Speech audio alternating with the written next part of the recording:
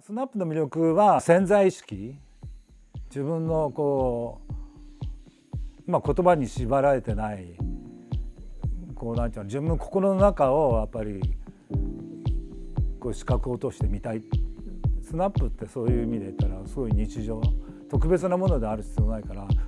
かっこよくは日常の中の個人的な非日常みたいなね。だから発見で驚いたりすることってもしかしたらそれは非日常のことなんで、スナップってそれができる。絵で言えばデッサンみたいなもんで、デッサンだってそれ自体も作品にもなるわけじゃない。写真だからスナップ写真である意味で言ったらもう全部実験だってやりたいこと何でもできるし、相手もいらないし、もう相手全部目の周り360度相手だから、なんだろうな、ちょっと試したいこともできるし、そういう実験なんだけれど、それ自体がある意味では記録でもあるわけだから、ある時にそれが作品だって自分もなんか気がついたと思うよね。やっぱり写真の僕の最初からの写真の考え方って言葉で言えないことを撮ろうっていうか、だからいいなっていうのはもうどれが次第だっていうことがはっきり分かんない状態の写真って結構好きだよね。だから路地とか行ってこの路地見たことあるなとか、すごく観察した路地じゃなくて観察しないなんか漠然とした感じっていうのはすごく僕の中で結構大切にしてることなのね。だからそれは寄ったとしてもなんていうのかな、寄ってはっきり見えた時もそれだけじゃなくて、もっとそれプラス漠然としてるものをちょっと2つちょっと分けてるところあるんだよね、撮る時にね。だから最初だから例えばスナップしてる時も漠然となんていうの、あんまり考えてないんですよ。空綺麗だなっていうのもあるし、この路地もあるし、なんだか分かんないけどちょっとなんか惹かれる時とか、単純に言えばカメラ持たなくてもついチラッと見ちゃうようなね、なんかそういう理屈ではない、ある意味で言ったら潜在意識みたいな感じみたいなものを撮るのにはワイドレンズ系のものってすごい良くて、だから例えば海岸なんてね、波も何もない、そういうただ水平線だけとか、ああいうのって別に目で見る限りは平凡かもしれないけれど、それをあんまり凝視しないでその雰囲気だけ撮るっていうのにはすごいワイド向いてて、でもう一つのカメラっていうのはやっぱりもうちょい標準、例えば人とかね、人のポートレートここから全身撮ろうか、半身しようか、もっとアップに撮ろうかとか、そういうことをすごい割と目的持って撮ってるから、割と考えてるかな。フレーミングとかもフレーミングっていうか、あんまり僕構図とかそういうことはあんまり考えてはいないんだけれど、捕獲するみたいなね。だからそういう漠然と潜在意識としっかり目的意識があるっていう使い分けはいつもしてます。この40mm が出る前はワイドは GR で標準は違うカメラでっていうね、そういう使い方もしてるし、今はだからなんていうのかな、両方ともコンパクト、GR40mm と 28mm を使い分けるっていうことになるんじゃないかな。であとこの 40mm テレコン 70mm ぐらいなんですごい使いやすいっていうか、もうポートレートとかね、だからその辺が荷物も少ないし、カメラこれだけってね、普通のカメラの1台分より小さいし、これはこれでどっかに入れておけるっていうのはいいよね。なるべくレンズなんていうのかな、撮ってる時にはカメラ消えたい。だからそういう意味で言ったらこういうコンパクトなカメラってなんていうの、すごい消えるし、なんだろうな、かといって別にただ自然に撮りたいってわけじゃないんだよね。自然の中でちょっと自然に見えるけれど、本当は撮り方は全然自然じゃないんだけど、でもだからそういう目線なんかもその人の感情とかそういうやつの変わり目を撮りたいみたいなね、それは共通してるかもしれないね。それはさっきの撮ってる時なんかいろいろ言葉かけてるじゃない。あれってそれを狙ってるからさ、ことで、なんか別に可愛く撮ろうとかそういうことではないよね。なんかね、近いものを撮る時って40mm で一眼でやると多分横位置で撮ってもうこのぐらいだよね。でもこのカメラのいいとこは手を伸ばせるんだよね。手を伸ばしてこうやって撮れば、もうこのカメラはいやそんなあんまりブレないけど、テンションかけてぶれないようにして撮るとか、紐を使ってね。ワイドレンズって広く映るっていうこともあるけれど、近づいて撮るカメラで近づけるんですよ。というか、だから写真ってこうなんていうの、距離ってすごく大切で、被写体となんていうのかな、こう1メートルの距離、2メートルの距離、5メートルの距離で全部こうコミュニケーションが違うんですよね。なんかまあ言うならテリトリー1メートルまで入ってくれば人のテリトリー入るわけだし、まあそういう意味で言ったら自然に撮るためには望遠で撮って、その人があんまり気にならない距離で撮れば自然には映るけれど、でも実際はこの近づいて相手にプレッシャーをかけながら撮るのって実はすごい面白くて、でやっぱりこういう28ミリとか40ミリは40ミリのこう距離感っていうのがあって、それは被写体との関係だと思うね。だからスナップしてる時も、だから被写体は特にこう人間なんか撮る時にすごい近くわざとすごいもうそれこそ30センチとか50センチの距離で撮るとある種のすごい緊張感、それがキャンデルドな撮り方だとしても、まあ少なくとも捉えてる側は分かんなくても撮る側はもう意識満々だよね、近くで撮るっていうのね。でもある程度の距離を持てば捉える側も撮る側もちょっと安心な距離っていうか、まあだからいろんなその距離感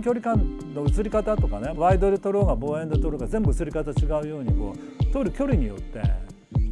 こう映り方違うんですよね。で僕は割とそういうことがちょっと興味あるのね。写真撮ってその違いっていうものをどうしてこんな違って見えるのかなっていうことにはどちらかというと興味あって、そこに映ったものをただなんか未来に残したいとかあんまりそんなことは思ってないですよね。だから自分がこう生きてる間に出会ったもののいろんなこう親密なものもあるかもしれないし、結構意地悪な気持ちで見たりすることもあるし、すごい愛を持って見ることもあるし、そういうこう人間のこう感情とかこう感覚のこうバリエーションが僕はどちらかというと写真に求めてると思う。まあ、だから結構いろんなジャンルを撮ってると思います。カメラのためにっていうことはあんまりないかな。というか自分の心の潜在意識だから、なんか欲しいとかなんかとかそういう欲望とかなんか見たいとかなんかそういうようなことをやっぱりカメラに持つことによってすごい生まれてくるっていうか、ただまあ散歩してるだけだとただ観察だけど、観察で終わんない、まあ、観察しなくても残す、この路地いいな、なんか変だなとか見たことあるなとか、そういうのって絵を描く人だったらそう観察すると思うね。それを再現しなくちゃいけないから、もうそのなんかそこの場の雰囲気だけをなんか感じたら、まあ、シャッター切っちゃうとそれ自体はなんか残るんで、そういうこうそういうことを日々してるかな。だからどちらかというと日常だから特別なものじゃなく、カメラを持ってるだけでこううちから駅まで10分歩くと10分かかるけれど、ただ歩いてるとただひたすら10分間頑張って歩いてるっていう感じだけど、カメラを持ってるとその間にこうね、昨日と今日違うし光も違うし、基本的にそういう日常をすごい観察するようにしてるよね。でそれってすごい、まあ僕海外ですごいたくさん写真撮ってた時期もあるので、なんていうの、いわゆるこう有名な場所は全然無名でも何でもそんなこと関係なく日常うちの周り撮ってるような感覚で知らない街を歩いたりとかするから、まあそれが訓練かな。なんかまあそれはそういう想像するというのはまあ遊びでなんていうのかな、よくやるんだけど、外国人の目になることね、言うなれば漢字を漢字として全部形で捉える言葉とか、こう外人って日本がどういうふうに見えてるのかなとか、そういうちょっと想像するみたいなね、いわゆる言葉とか意味性を抜いてものを見るっていう訓練っていうのは昔よくやってたよね。でそれはある意味で言ったら写真ちょっと役立つとこがあって、写真ってみんなちょっと意味でちょっと捉えちゃうかもしれないけど、意味性抜いて見るっていうのは目で見えてる写真に残ることだけで物事を見るっていうのは、そういうことは訓練したことあるね。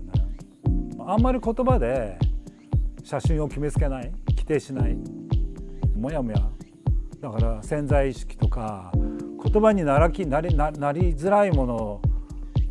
をやっぱり今でもやっぱり写真には求めてるよね。だから文章とか書くようになったからますます言えることは別に言葉で言えばいいし、なんか描けるんだったら描けばいいし、やっぱり写真は写真にしか写んない。だからまあ単純に言えば人ポートレートなんか撮ってその雰囲気って言葉では絶対言えないよね。なんか可愛いと、まあもちろん可愛い可愛いとか言って綺麗だとかそういう言葉にはなるけれど、まあ撮る時に言うけどね、別にそれを撮りたい綺麗を撮りたいわけじゃなくて、そこにあるやっぱり言葉で表現できないこと、まあある意味音楽なんかもそうかもしれないけど、こうやっぱり言葉にしすぎないっていうのは今でもちょっと思ってるかな。だから写真の魅力はやっぱり一人でできることじゃない。人に誰にも文句言われない。だからやっぱり大切、僕まあ今はもうこういうなんていうかな、まあ年齢的にまあ大人じゃなくてもおじいさんかもしれないけど、まあ写真やる人に教える言葉って自分で考えなさい、自分で決めなさい。一枚の写真どの写真が好きかってまずは自分で決めることだよね。自分がこれが一番好きとか人に最初は聞かないで、自分でなんていうのある程度こう自分でそれ決められるようになってきてから人に聞くみたいなね。で写真ってそれが一番手っ取り早くできるから、だから写真って別に子供の時に教育なくたって写真の教育され写真の撮り方なんて教わんなくたって、例えば50とか60になって初めて写真を始めても OK なんだよね。だってそれまでのその人のバックボーンはその人あるわけで、写真を撮るだけっていうことは別に特に今のカメラってなんだろうな、こう簡単に写るじゃない。でも簡単に写るってすごいことだと思うよね。ピントも全部やってくれるし、ただまあだったらスマートフォンとどっちがいいかって言えばそれはもう単純なことだよね。スマートフォンはやっぱりなんだろうな、何でもできちゃう、すごい便利だけど、ただなんていうのかな、こう機械になってきちゃってる。でやっぱり、GR なんかは何かっていうと、このカメラ欲しいっていうやっぱ愛が入ってきちゃうんだよね。でそれがやっぱり趣味のものとか趣味にしても自分の道具ってもう iPhone はもう道具じゃないよね。もうなんていうのかな、何でもできる。もうバンドで、記録したりするだけだったらすごい便利だけど、でもいざなんか撮りたいと思ったらやっぱり気に入ったカメラを撮る方が満足するし、何でも撮れるから便利だからっていうわけではない。こういう思考性って言うんだっけ、趣味性、嗜好品だから思考性の強いものってやっぱりどんなものでもそうだよ。カメラに限らずなんか持ってる喜びみたいのないとやっぱりそういう気持ちにならないから、だからそういう意味で言ったらすごいずっとこのままもっとどんどん発展していくと10年でも20年でも100年でもやっぱりでもそういうファンたちはみんなこれを続けてる限りはいるんじゃないかなと思います。GR って今数えたらこれ僕7代目の GR ね。GR デジタルが4つと、だからこの GR の最初のやつとこれ3つ目で、これが 7つ目かな。なんかね、もう見かけも全然変わらず中身だけがどんどん変わっていくっていう。でもいつも持ってるから、そういうもうなんていうのかな、こうやって持っていける大きさカメラで、これ以上ちょっとでも大きいとやっぱりこんないつもは持っていけないよね。特にかえってスマートフォンがあるから、あれは絶対持たなくちゃいけないんだよ。財布もいらなくなってもなるわけだよね。そうするとやっぱりもうあれに唯一カメラはこれっていうことになるんじゃないの。そういう分かんない、なんて言えばいいんだろうな、いつもあるものでも特別なものっていう感じかな。